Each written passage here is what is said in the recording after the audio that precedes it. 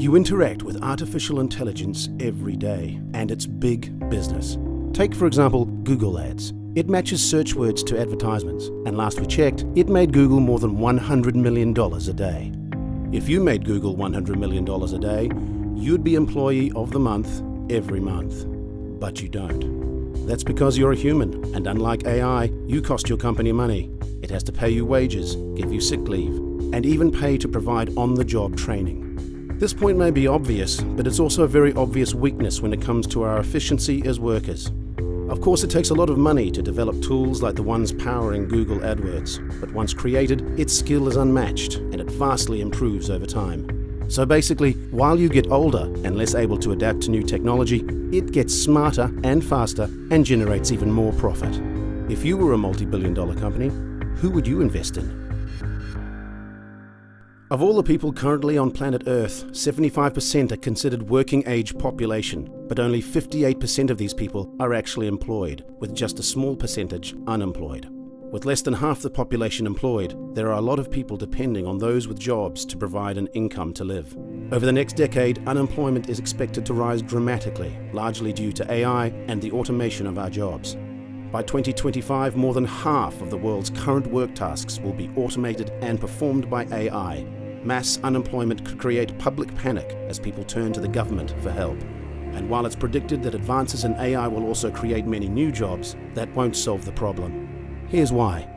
When low-skilled laborers are replaced by AI, they cannot move easily into the new high-skilled jobs without years of education and training. Top researchers predict that by 2022, 1 in 5 workers will have AI as a co-worker.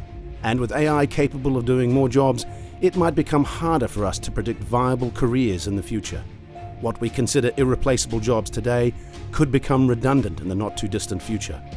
And AI has already started to teach school children, so we should begin to prepare for the coming changes.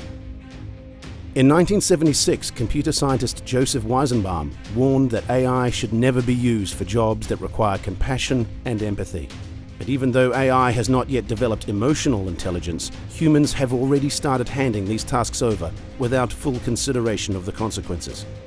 AI is being built on data that is as flawed and biased as the humans who collect it and program the AI.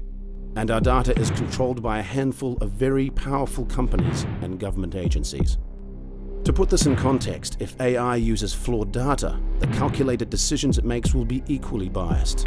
For example, predictive policing software in the UK showed bias towards certain postcodes, targeting poor people as potential criminals. Unlike mechanical development, which has historically improved steadily and linearly, AI is growing at an exponential rate. And with exponential learning, AI is useful to both human and robot workers. In fact, one AI system could manage an entire organization. Some of the richest nations in the world are betting big on robots and AI research.